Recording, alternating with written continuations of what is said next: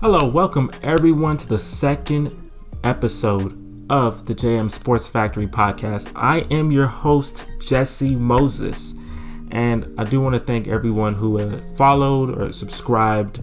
If you want to subscribe to me, you get similar content, or I'm going to start posting other content. Just go to my YouTube channel, JM Sports Factory, and obviously you can follow me here on SoundCloud. And I'm so happy, we had a pretty good day yesterday in terms of, I got 15 or 16 views on SoundCloud. I got a couple of extra subscribers on YouTube, and I'm really excited. It's my first podcast, so I obviously expect to get better and better as I do this in terms of quality, sound quality, getting guests, getting everything set up. Something I'm very passionate about, and there's a lot of reasons why. I'm not going to go too deep into those reasons because I'm going to get into my point a little quicker today. One thing to expect out of the podcast real quickly though is that the podcast, when I'm just on it, it can range 10 minutes, 20 minutes, 30 minutes. So if you're listening to me, just sit back, relax. If you got some sports takes that are really interesting, or if you disagree with the sports take that I have, go ahead and comment. Leave a comment below, leave a like, follow. Engage with me, because it's an open platform. We're going to engage with each other and get through this together, meaning the sports season. So today, what I do want to talk about is something that is so big in the circles of the NBA, and it's been big in the circles of the NBA forever, and that is, who is the greatest basketball player of all time? Now, I'm going to give you, before I tell you who it is, there's two people that we talk about. There are Lebron James and there is Michael Jordan, right? Now, before I get there, I want to see other people. There's other people on these top 10 lists, and they all have a decent or compelling argument on maybe why they're the greatest player of all time. So before I get into, why Michael or LeBron, who I pick, this is the compelling argument for other players. There's players, let's start off with Magic Johnson. Magic Johnson revolutionized basketball. Before Magic Johnson, no one was really watching basketball like that. The NBA Finals had tape delays, meaning that people, you weren't watching it live. You were watching something that happened in the past, because the NBA wasn't a league that was marketed well, I guess. The 70s just wasn't a popular time for basketball. Magic Johnson came in, has the best nickname of all time. I know one of my friends literally thought his first name was Magic. His GOAT case is that if he played basketball longer, he went to 9 NBA finals and he played 12 seasons? He was 5-4 in the finals, but if he played longer in his career, maybe took a ring or two from Michael Jordan, then hey, you never know. I saw this from Souls and Sage, it's a YouTube channel, and they talked about that, and I was like, yeah, that's true. If Magic played longer and was able to take a ring or two from Michael Jordan, or be able to, because people playing 20 seasons, he could have played 15, 16 seasons, but obviously he had unfortunate circumstances. Wilt Chamberlain, you could say his GOAT case is his numbers are insane, they're unbreakable. The thing that kills his GOAT case is that he played in the 60s. There's a bunch of farmers and a bunch of plumbers and electricians were playing with him. He was clearly the best player out there. If he played in the 60s, he would average the same amount of points or even more. Wilt is amazing. He would be a superstar in any era, but he wasn't playing nobody really. Rest in peace to him, but it just kind of hurts. There's only 8 teams in the league back then. It just hurts his case. Bill Russell, he has 11 championships. Rest in peace to Bill Russell. I'm happy they retired his number throughout the entire sports league in the NBA. I really wish that they did that when he was alive, but still cool nobody's ever going to wear number 6 after the people that are already wearing number 6. His GOAT case, he has 11 rings. Like I said, kind of the same thing, similar to Wilt Chamberlain. Shaq, his GOAT case is that for 3 seasons, playing for those 3 seasons in the early 2000s, from 99 to like 02, 03, those years, the peak Shaq was just probably, he was the most dominant for sure, but probably that's the greatest player. That might be the greatest player ever, especially the 99 to 2000 season. He won the MVP, dominated everybody, went to the finals. He averaged 38 and 17 on the Pacers. It was absolutely glorious. He was amazing, great basketball player. But, if he had that Kobe Bryant or even a little close to that Kobe Bryant mindset, he would be the greatest. Shaq should be the greatest of all time. But he didn't take training and he didn't take staying in shape. He didn't do these things. He didn't take that seriously. Obviously Kobe, he took that very seriously. Shaq didn't, and that's a big reason they had beef in the first place. So it's unfortunate. If Shaq was like that, Shaq would just never not win. He would win championships every year, basically, he played, because he was that dominant. Kobe, rest in peace to Kobe.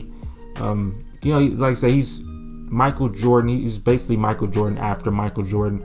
It was hard for him to make that GOAT case in terms of, like, he had to have a better career than Michael Jordan, because they play so similarly that it's like there's no way to really, unless he had 7 rings, if he went 7-0 in the finals. It hurt because Shaq was also the best guy on the team for the first 3 years, when they won the 3 championships together. So it was really, I don't know, that's a harder case for sure.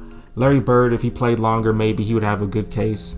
Hakeem Olajuwon is the most underrated basketball player in my mind of all time. Straight up, if he had good players, better players around him, he would be a super, multiple-time champion. Who's another player? I would say, Steph Curry's kind of pushing into that top 10 if he's not already there. But, there's always the context. Like his rings, so his last ring was pretty impressive, but his first 3, there's always a little nugget in there. There's something that's like, yeah, but, he has those type of, those are his championships usually, so. You can't really make too big of a case for Steph Curry. I know I'm missing Tim Duncan. Big fundamental, great player. But he had a perfect system built around him. So it's just like I don't think he's a system player, but I do believe if Kevin Garnett was playing for the Spurs, Kevin Garnett probably be a better player. He would be a greater player on this than Tim Duncan was, and that's for real. Like I legit think if Kevin Garnett was playing for the Spurs, and Tim Duncan was playing for the Timberwolves, it'd be a completely different thing. But that's probably what Timberwolves fans were saying back in 2000 or whatever, or 2001, those years when Tim was, 2002 probably when Tim was winning MVPs. So Kareem Abdul-Jabbar, he has the most championships. He has the most points. He has 6 championships. He has the most MVPs. So Kareem, he has a really good case also, but. Let's look at the big 2. Let's look at the 2 people that we know people talk about as who is the GOAT. Now, LeBron James has an excellent case, and Michael Jordan has an excellent case, right? LeBron James is the greatest basketball talent of all time. Every time someone really good comes out in the draft, people say, is this the next LeBron? Is he gonna do this and that? And they never are, right? There never is there's not. There'll be one day maybe, but it's, the next LeBron is hard to come by. LeBron James has done a lot in terms of not only on the court, but off the court.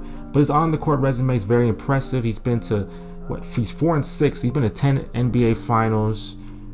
He's about to break Kareem Abdul-Jabbar's record in scoring.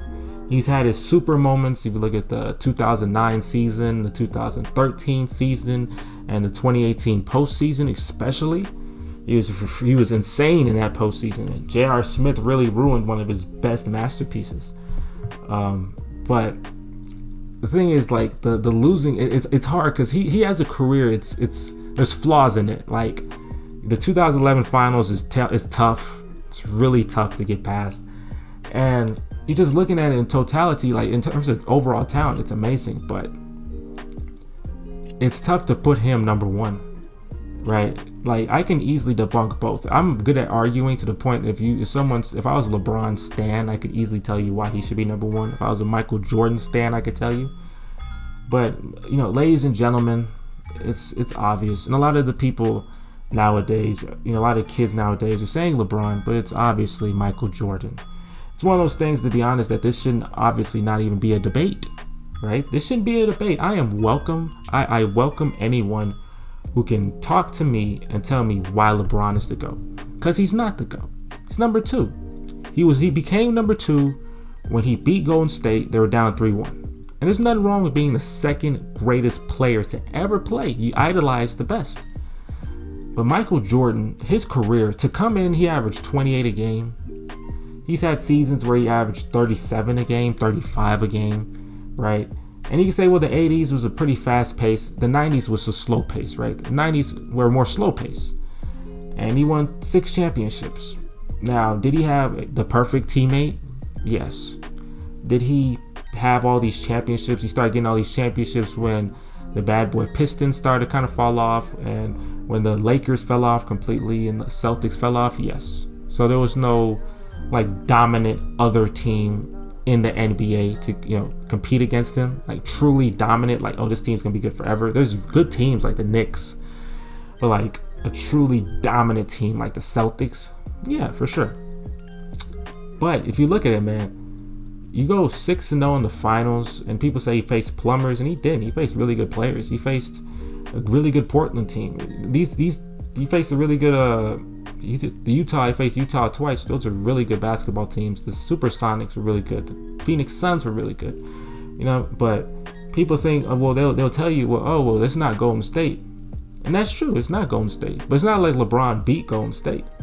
So that, like, you can't really. How can you really tell me that's an argument? It's like, it's not Golden State. Well, if LeBron losing a sweep or in 5, and what if Jordan losing 6 or 7? Then it's like, okay, well, they both still lost, right? Like, we'll never prove that, but yeah, it's not Golden State. Would the Bulls have beaten the Warriors? I don't know.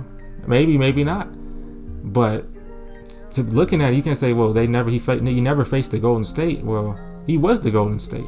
He was the best team. He was the super dominant team. He was the guy. The team always winning championships. It was him.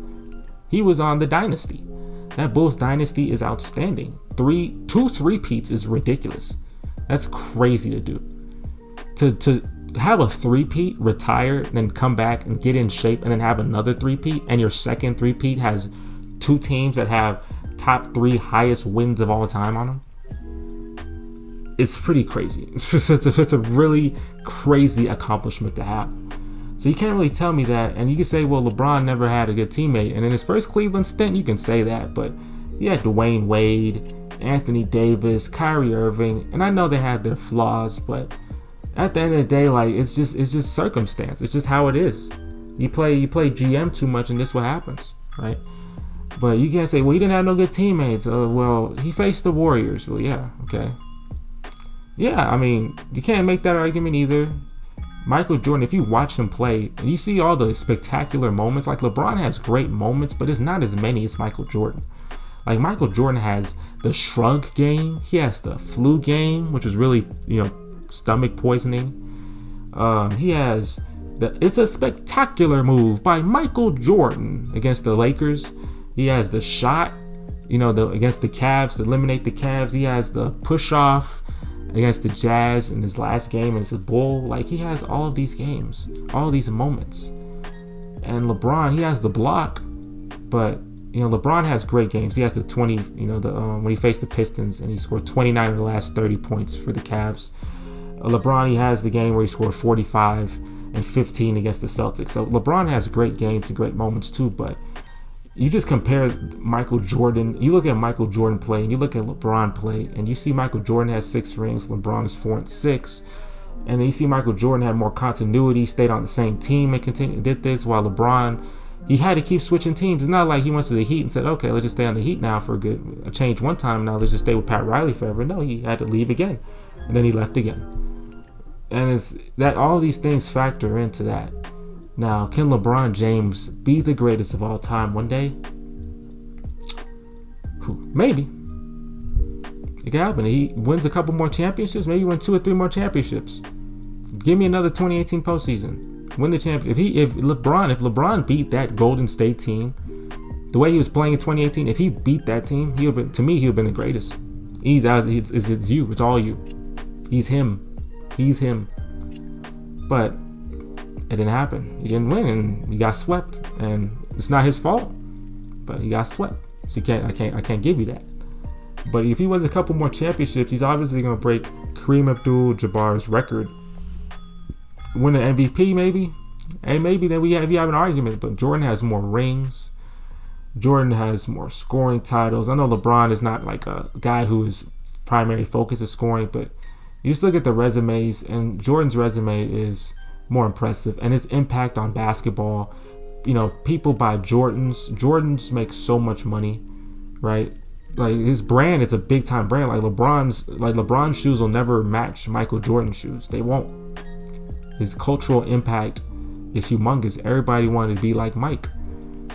So, to be honest, I don't see someone one day will be better than Jordan. Somebody one day will do something similar or be better. But, it wasn't going to be, Michael Jordan retired in 2003. It wasn't going to happen the very same season. Like, someone got drafted in 2003. He's going to be the greatest. He had a shot, but he's not going to be it. So, for the LeBron stands out there, the people who will, bow down to LeBron and kiss his shoes and all the other expletive things I'm thinking about. If you have some LeBron stands out there, y'all are very free to challenge my points.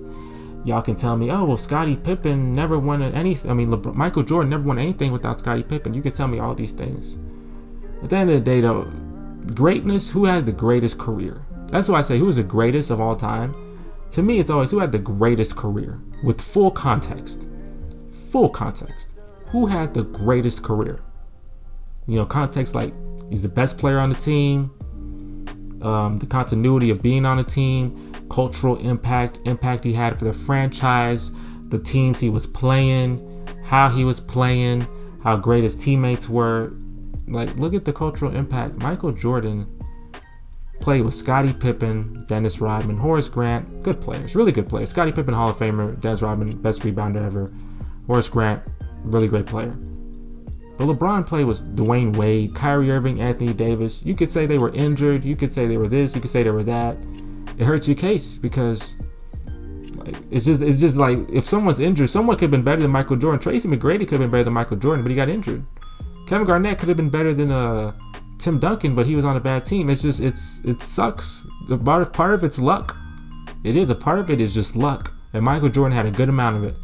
But unfortunately, yes, it is true, and it's going to be true likely throughout the rest of his career. Michael Jordan is the greatest basketball player of all time, and LeBron will always be number 2. And that's it. But thank you guys for listening. This is episode 2. I can't wait to bring up more fun topics such as this. I know football season's coming close, so I'm going to start getting into those topics. Like I said yesterday, Bill O'Brien did kill my love for football, but I think it's going to be a good time to talk about football and talk about certain things that annoy me, that I love. So I'll try to make the next topic football-centric, but I'll catch y'all on the next one, and I'm out. Peace.